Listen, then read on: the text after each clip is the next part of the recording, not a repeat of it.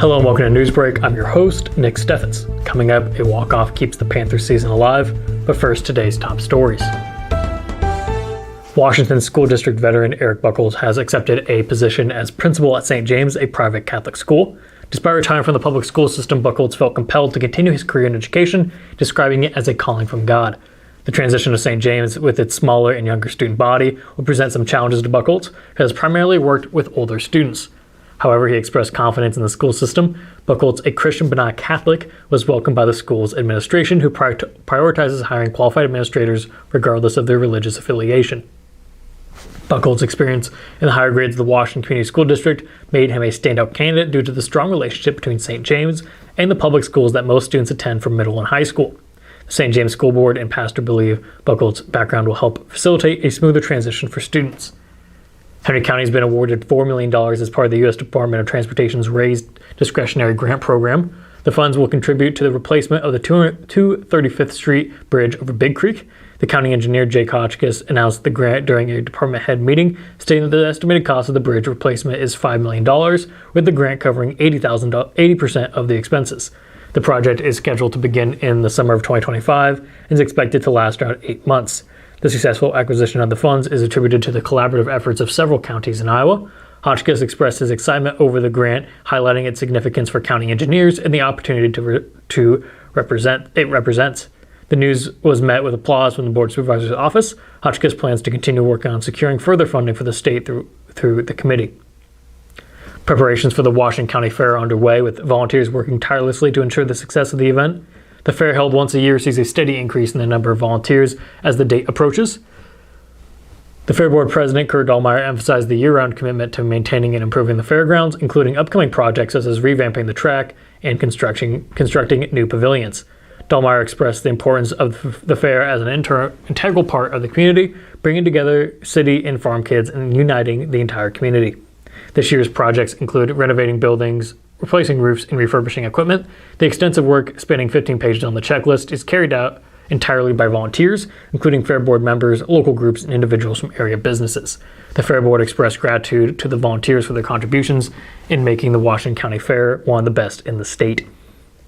The Southeast Iowa Symphony Orchestra is expressing gratitude to the Iowa Wesleyan University Board of Trustees for their continued support during a period of uncertainty. After the closure of Iowa Wesleyan University earlier this year, the board has allowed the SEISO to store equipment, music library, office supplies, and archives on campus, ensuring the orchestra's operations continue with minimal disruptions. While the university's plans remain unclear, the Southeast Iowa Symphony Orchestra values the open communication with the board regarding their future relationship with the use of the Iowa Wesleyan Chapel, a prominent performance venue in Southeast Iowa. The orchestra publicly acknowledges the board's unwavering support over the past 70 years and their commitment to the arts and the well-being of Mount Pleasant and Southeast Iowa.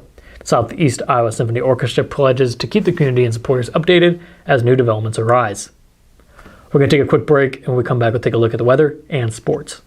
Since 1905, Kelowna Cooperative Technology Company has helped our community stay connected with the latest advancements in clear, dependable telecommunications services. KCTC provides rural Iowans with access to high-speed fiber internet, as well as phone, television, computer repair, and cybersecurity solutions. We're also proud supporters of local organizations and area schools within the community. KCTC, keeping Kelowna connected.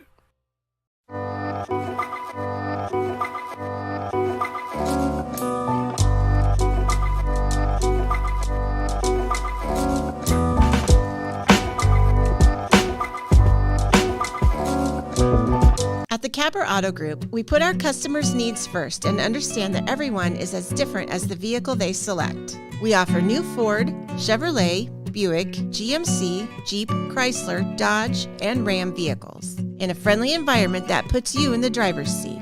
When it comes to service, we maintain factory-trained technicians and competitive pricing. The Capper Auto Group still believes that service after the sale provides the best customer experience. Come see the Capper experience for yourself. When you aspire to be a dancer, you are both an artist and an athlete. Your strength combines with beauty and grace seamlessly. Your efforts result in enhanced coordination, the ability to cooperate and compromise with others, and the confidence to perform in front of an audience. Not to mention the fun you will have and the lifelong friendships you will develop. We are enrolling now for fall classes, and we would love to see you shine like the star that you are. Join us for dance and tumbling at Stairway to the Stars. Please visit our website for online registration. Hospice isn't a place, it's a type of care that focuses on living. Servicing a 7-county area, the Hospice of Washington County staff of nurses, social work, hospice aides, spiritual and grief support, volunteers, music and massage therapists are able to provide free end-of-life care where the patient lives. We write wills, give consent for organ donation, but rarely is there a plan for what we would want the final phase of our lives. At Hospice of Washington County, we encourage our patients to be in charge of their healthcare decisions while maintaining quality of life. Been in healthcare for many years.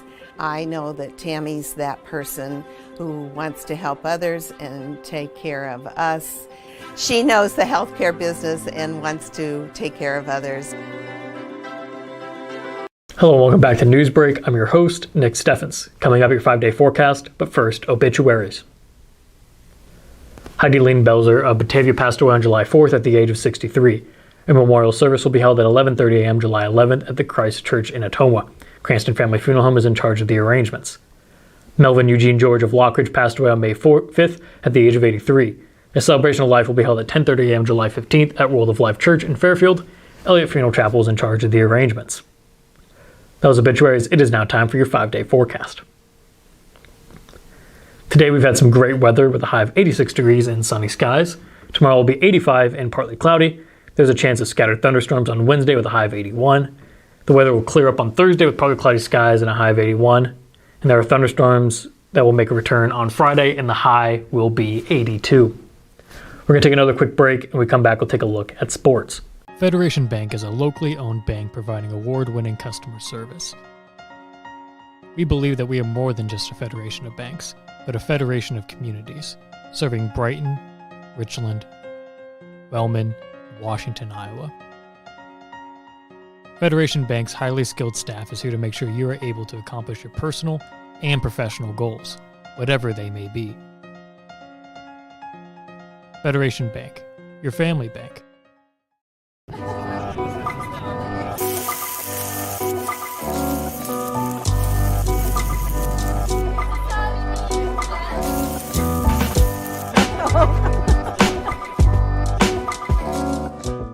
Family owned and operated by Andy and Sarah Ross. Ross Auto has been your vehicle repair and maintenance headquarters since 1935.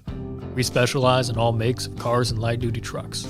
With our variety of available services, let us help you keep rolling and your vehicle operating efficiently. Services include general auto repair, alignments, brakes, fuel injection, and more. Schedule your appointment today at 319-653-5656. That's 319-653-5656. I met Tammy about 20 years ago when her daughter was in Special Olympics and I was coaching. Told me that she was into doing senior benefits. We became even closer friends. She cares about everybody, especially the seniors, so call her.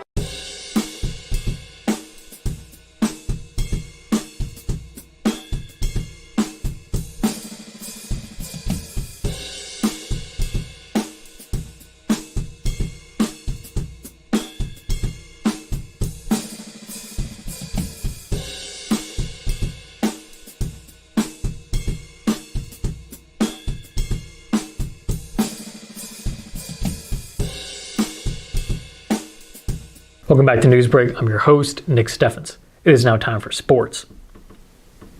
In a rain-delayed Class 3A District 5 quarterfinals matchup between Mount Pleasant and Fairfield, the game finally concluded over 19 hours after it began. Mount Pleasant's Derek Vanghouse delivered a walk-off single on Saturday afternoon in the bottom of the ninth inning, securing a 4-3 victory for his team.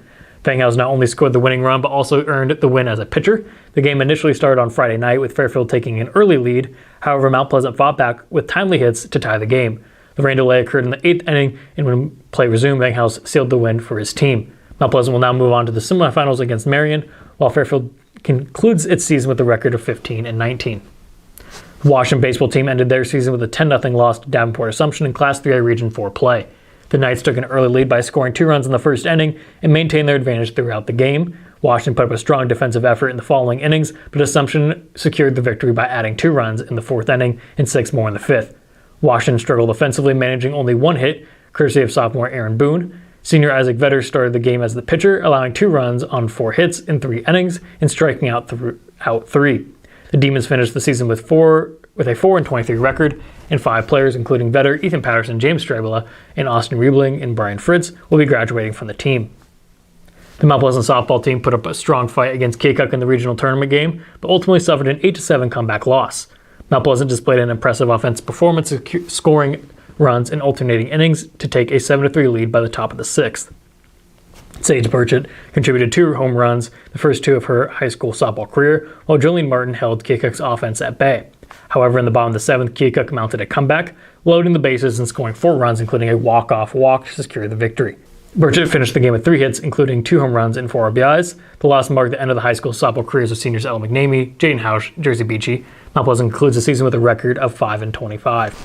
In the Class 3A Region 8 semifinal, the Washington softball team faced tough opposition from Assumption, ultimately suffering a 7-0 defeat. Assumption, ranked second in Class 3A, took control early, scoring 4 runs in the first inning. Washington struggled to generate momentum at the plate, managing only 2 hits throughout the game. 8th grader Colby Griner recorded the first hit for the Demons in the second inning, while freshman Leighton Salazar added another hit in the 6th. Assumption continued to add runs, scoring 3 more in the third inning. Both teams showcased impressive defensive plays in the remaining innings. Isabella Salazar pitched for Washington, allowing 7 runs on 9 hits, while Griner pitched 3 innings, giving up 1 hit. The loss concludes Washington's season with a 24-13 record, with senior Haley Mitchell concluding her high school career. That's the news for Southeast Iowa. I've been your host, Nick Steffens. This has been your news break, and I will see you